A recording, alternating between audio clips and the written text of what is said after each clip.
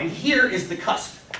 I told you 244 is only going to go back and, sorry, wake up, is only going to go back and forth between two parameters. This is the second. We just spent yesterday and the day before, and when I say yesterday, I mean week 2, we were estimating, that's 2 I's, but whatever, we were estimating the population proportion, little p, using little p hat. We just did that. Right there, we just did that too. I'm not sure the sample was large enough to get a proportion. We'll talk more about that momentarily, why.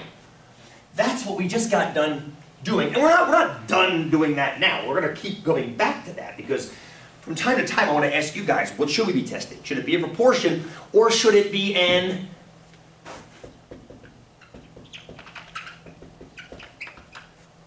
average?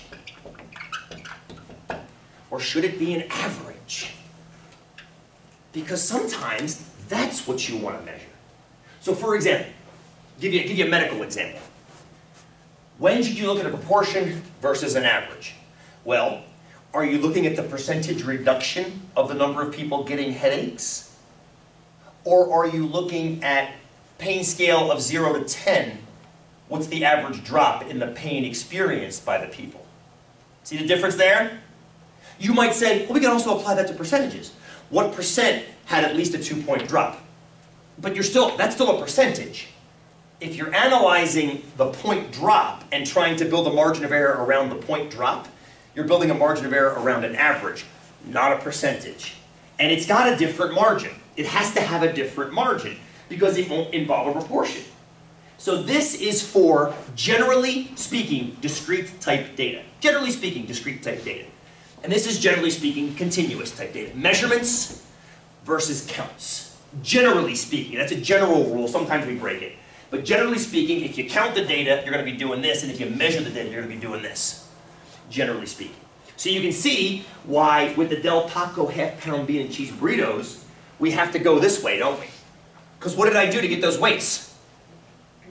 I measured. I borrowed a scale from Bruce. I found out later how expensive that thing was. Had it in a backpack on a bike. God, the trust he showed me to let me borrow that thing. Ludicrous. So anyway, these are the two tools. These are the two tools. We got center, and we got probability. Yeah, that makes me happy. That makes me happy. Let's go back to the data. That's what we're getting into now. So I want you guys to do this.